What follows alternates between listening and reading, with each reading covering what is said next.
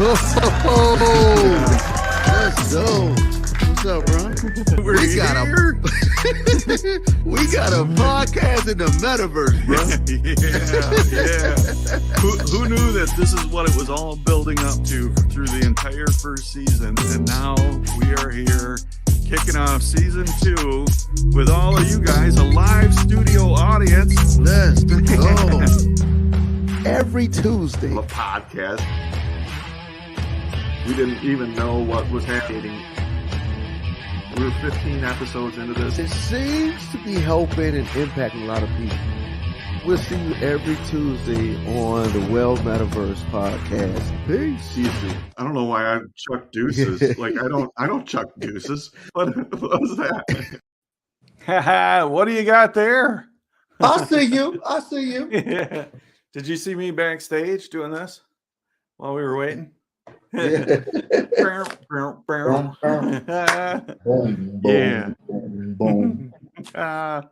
Hey, look at this. We already got comments. Alma Jean right off the bat says, big things are happening.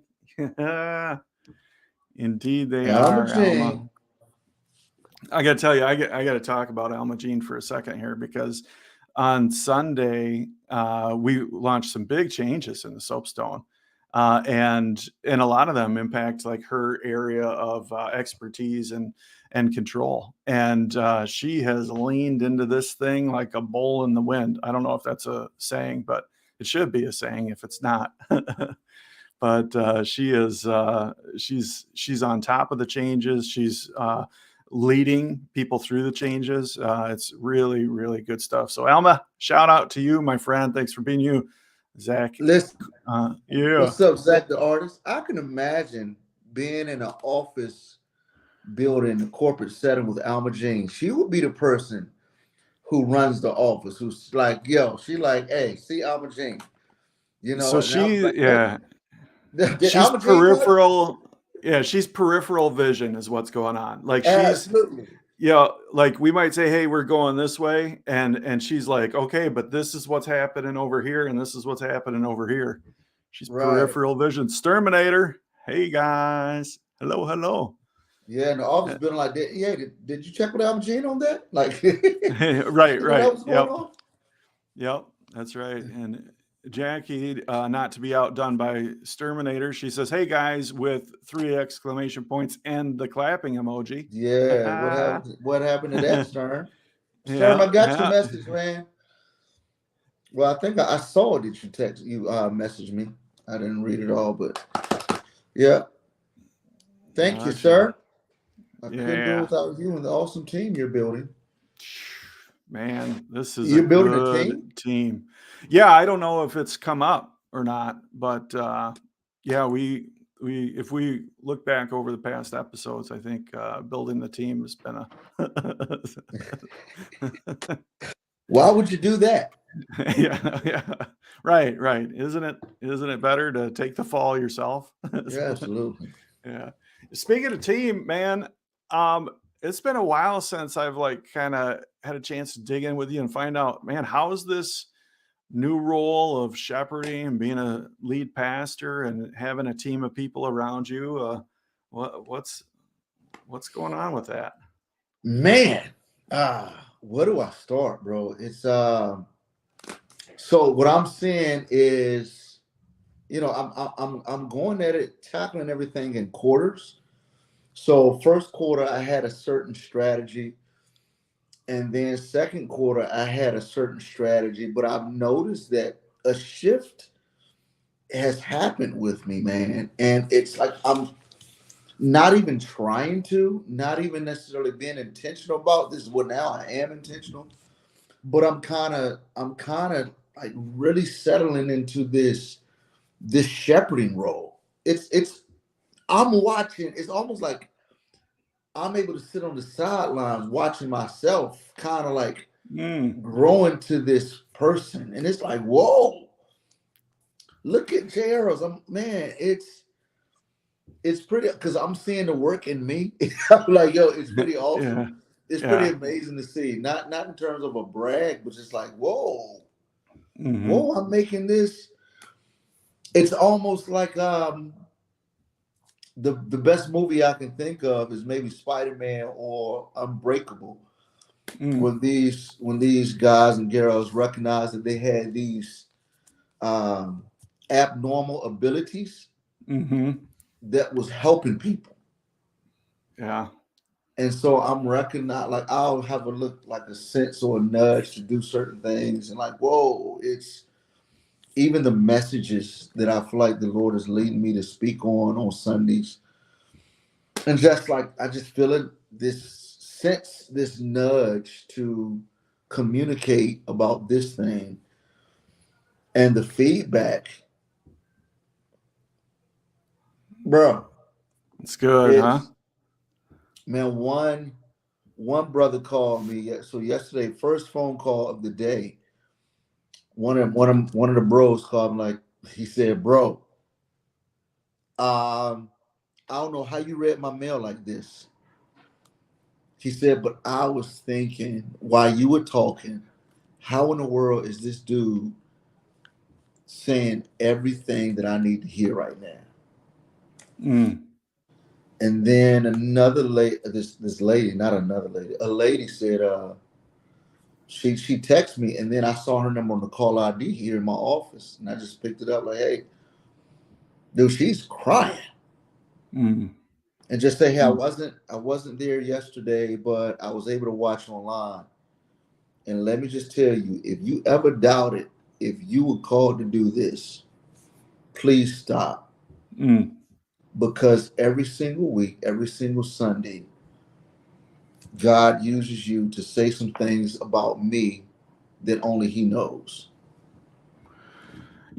Man, so to the people that might not go to church services on a regular basis or hear pastors talk, it's a unique thing, and I love. I've never felt like such a heathen.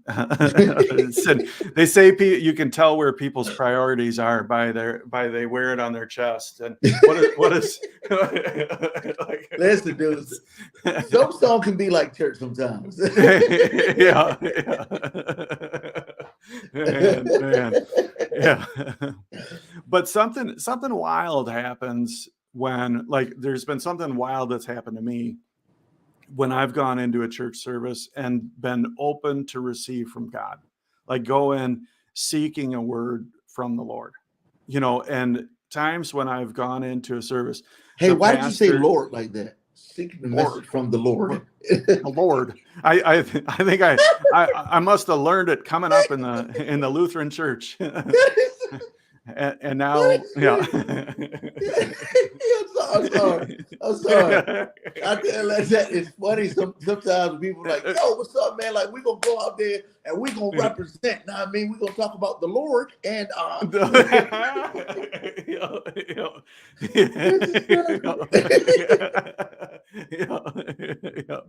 yeah, sorry. I'm sorry, man. yeah. I'm sorry. Oh man, yeah, that's what the shirt should say. The Lord. The Lord. Yeah, Yeah. yeah, yeah. Oh man, but talking about that, reading your mail. Times when I've gone in like open to receive from the Lord, uh, it will it's like the pastor is up there reading my mail. Like it very, very often is something very specifically applicable to my life. And I'll tell you what, that means you're doing your job of getting out of the way. That Mm. means you're doing your job of it not you can't, for some reason with my mouse, I just circled your face when I said your job. I wish my mouse was on the live stream 'cause, but, you're doing your job of getting out of the way, of being obedient, of being receptive to what you need to be speaking on. And also that idea of shepherding and how you feel yourself stepping into it. Man, that's got to be because you are obedient and creating space for it. It's Yeah, fine to have quarterly, halfly, annual plans and all that. But in shepherding, you better have the space and the capacity for right now. That's bro, man. So I'm gonna tell you when I recognized this was like this discernment that, and how could I explain discernment for some people who may not know? Like you just get this internal sense that you need to do something or you sense something going on. Man, I had this sense like years ago when I was living in Seattle that I needed to call this young man. I had just visited his house, talked to his parents with a group of folks. They kind of got a little weird, and it was like everybody was being regular, but then this when they start saying the Lord, brother, and I was like, yo, this guy weird. Anyway, Yeah. when we left, I felt this like I need to call this guy tonight, and I put it off. Like I need to call this guy tonight, and I didn't call him. Yeah. Well, around the time I talked to his parents the next day, around the time that I was really sensing this nudge, this need to give him a call, he ran away from home. Mm. And I was like, so that just wasn't a good idea that I was having. Right. That was a divine push Yeah. that I was feeling in my heart to do. Yeah. In church, we'd call it a divine push. In the secular world, we might call it trusting our gut. But anyway about it, actually, my friend Claire DeGraff wrote a book called You've Only Got 10 Seconds. Yeah. And when you feel that nudge, when you feel that push, when you feel your gut saying, do this, you've only got about 10 seconds to take action. Otherwise, you'll talk yourself out of it. Yeah. And it's, and it's not the bad pizza. That's right. Yeah. That's gas on my stomach. Yeah. Ooh. Right. Yeah. But yeah, man. Yeah.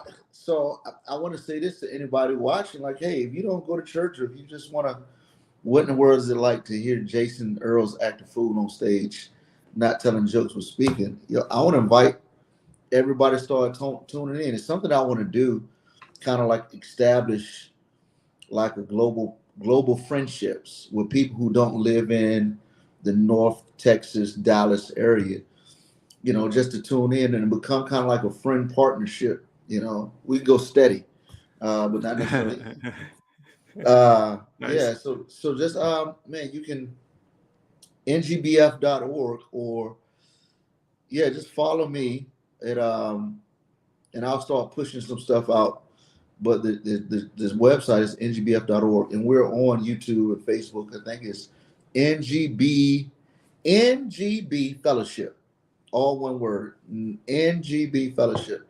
And let me just say also, man, if I can, one of the little nudges that I'm feeling and like dropping in the shepherd zone is asking people specifically, how can I pray for you? So, if y'all got some stuff that's heavy on your heart that you're like, man, this is kind of heavy, I don't even know what to do with it, or it would be great if this happened, inbox me, message me, or at the Soapstone, and just say, hey,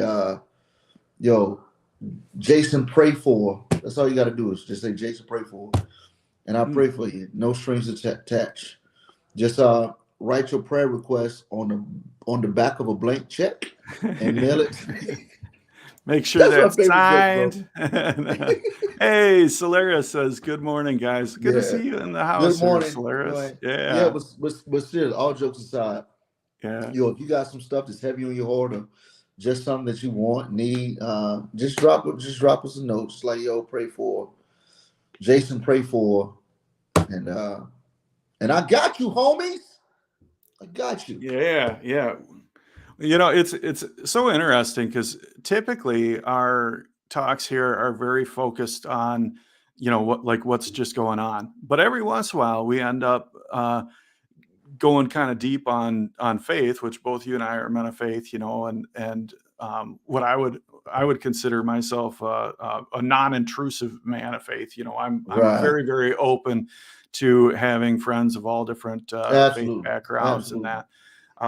But I mean, me, when I look at myself in the mirror, it's through the lens of the Bible, and it's through the blood of my Savior, my Lord, if you will, Jesus, and again, it's neat when we feel a nudge to kind of go there in some of these talks. I'd say maybe 1 out of 10, we go deep on that, but, and it wasn't planned. Absolutely. One of my favorite conversations is with probably one of my new closest friends, which is my neighbor. Mm-hmm. And man, dude, my neighbor now, dude, are really becoming close. We laugh a whole lot together. Yeah. We got just about everything in common. We you know we share a lot. Just like, dude, going out garage to get it. And Yeah. we agree and have base belief on some similar things, and some things we have polar opposite beliefs. Mm-hmm. And one time he came to church, he was like, "Dude, that was awesome. Dude, it was hilarious. It was awesome. I wish you wouldn't have said that because you know I disagree with that, but nevertheless, dude, we laughed. We're like, yeah, Hey, yeah. I know, bro. But it was just so. I love having friends that I don't necessarily agree with, but Yeah. yet Oh, our yeah. love supersedes what we disagree on. Mm-hmm. Yeah. Yeah. Yeah, That's good stuff. Good stuff. Man, wow. So let's see. We got about I got a hard stop today at 12:27 okay, my time. So yeah, I did want to actually you ask, what can you pray for me about, or what yeah. can you pray for any of us about? This is an interesting time in the Soapstone. We on Sunday we introduced some big changes, and oh yeah, there you go. There you go. So when people ask me to pray for me, I grab one of these cards. I Yeah. write their name on here of this part.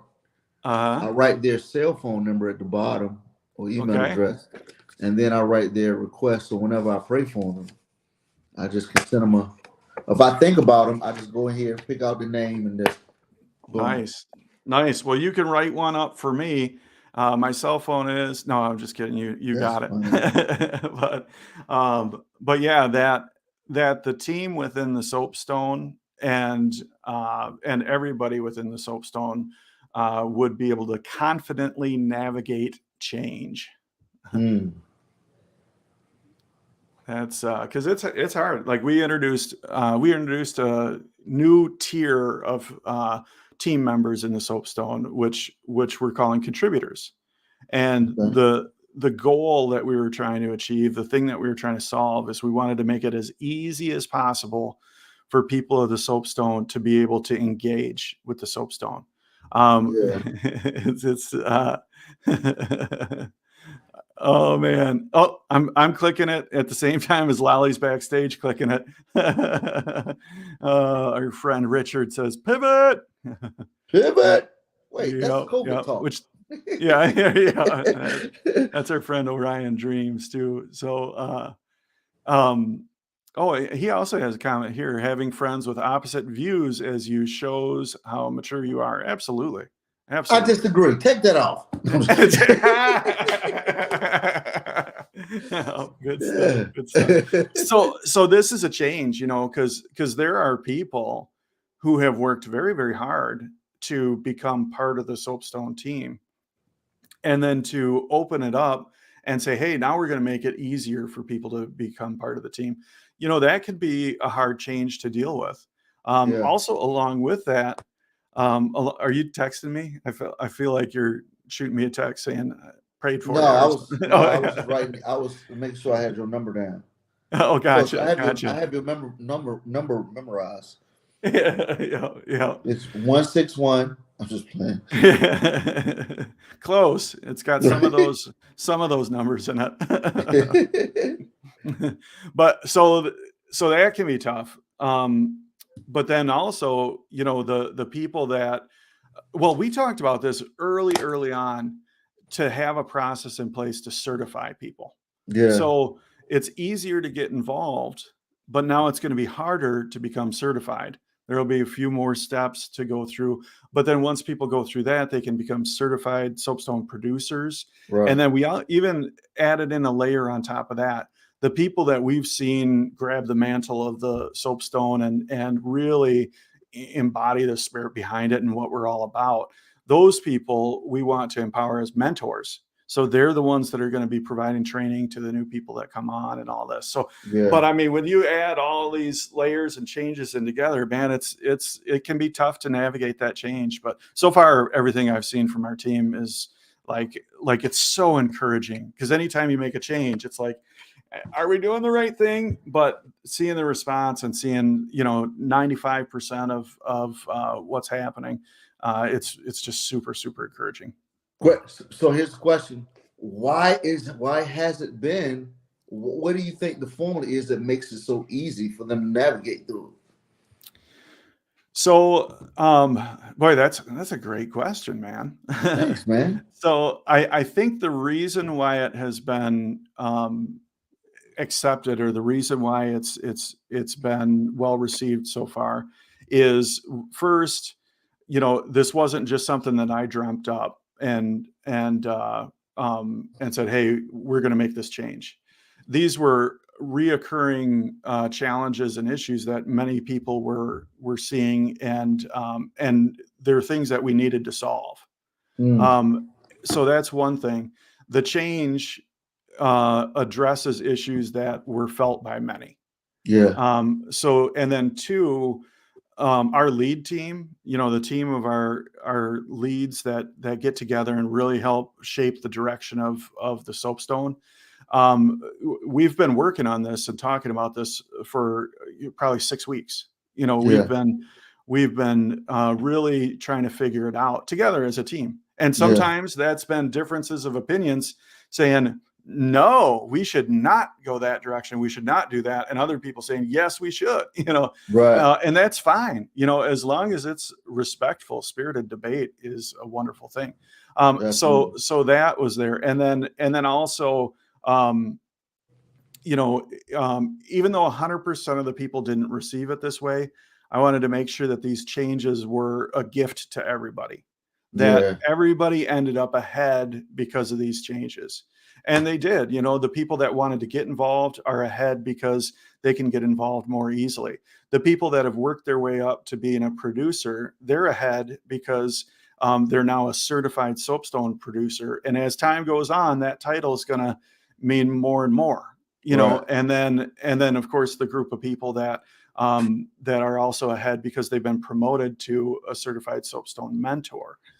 So everybody ended up ahead. Again, there's some people that may have looked at it and said, well, I wanted to be further ahead, and that's okay. You're going to have that sometimes.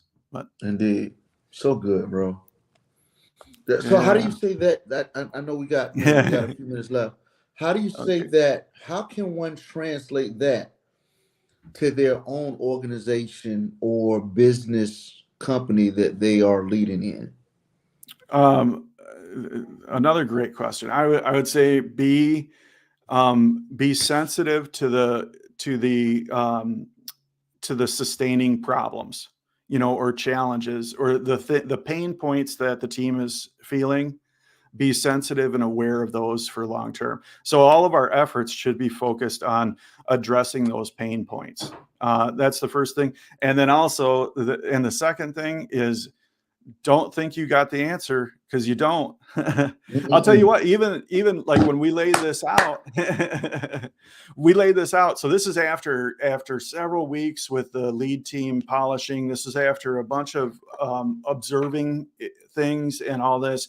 And when we laid it out to the team, Nanook, actually, somebody on the team said, because one of the things is we separated out the clipboard powers, the tablet that's in there, the ability to remove people from the world. We said that, okay, that particular thing we want to kind of get away from as much as we can.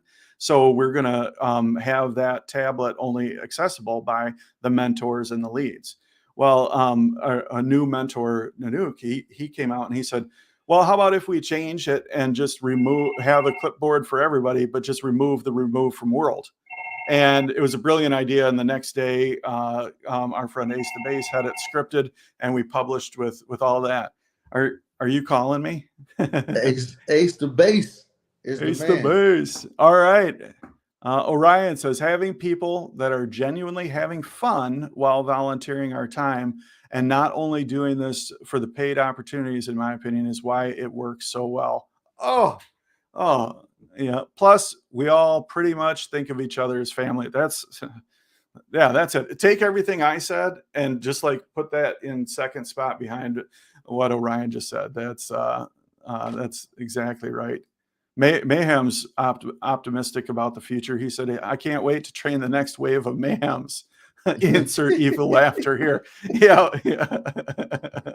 That is funny. Oh, I'm still man. blown away about his comedy clip, man. That stuff was just That was, dude. You know what? We got a couple minutes left, and speaking of those comedy clips, those things that go viral, dude, how are you doing with your downloads, with your gifs or with gifs? my gifts. Yeah. In fact, Yeah. I realized like my stats go up and down. So like let's see. I think I'm at what's the number here? There it is. I'm Three. at So let me see if I'm reading that correct. Is that 353.8 million? yeah, that's crazy, brother. My Man, gifts are that's the first million of anything that I've ever had. Now let and you me got 353 of them. right. But look at the bar graph just down below, like the views, and how they fluctuate. Some Oh some yeah. days they're a lot more. I guess if it's a spike with a lot of people using those particular ones. So I'm like, man, I need to be. It started off really with me just wanting to not necessarily being consistent. It was like they say in order for something to go viral, you can't set out to say I just want a lot of clips or views. It's got to come from within. Mm-hmm. You look at what you do, what you want to say and offer people, and then you create content like that. This is the first time where I was like, you know what? I just want to get this content out. During COVID, it was my creative exercise every day. My first thing when I went to my office, like, okay, I'm gonna make 2 gifts or GIFs, whichever one you say. I'll make 2 of them, and I'm just gonna put them out there. And so I started uploading 2 a day. And probably within 2 months, I was like, oh snap. It was actually the end of April. I told my wife, I said, I think I might hit 1 million by May 10th. May 1st, I hit 1 million.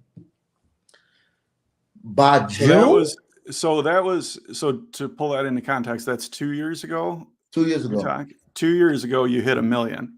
By June, it was at 3 million. So this is this kind of Dude, curve here. talk about compounding interest. Yeah. So I just started. I mean, again, it was 2 a day, just making sure it was my creative exercise, something I just want to put out. Yeah. And then I actually stopped making them, but they still was just floating by themselves. Oh yeah. But then I realized I needed to make a new one the other night. That's not me. Yeah. No, that one was me. Sorry. Yeah. And so I made one. I have one similar to this one, but you can't really see it. And I just wanted to have a GIF to tell everybody to say thank you or no problem. Don't mention it. When somebody say, "Hey man, how much I owe you?" And so I came up with this.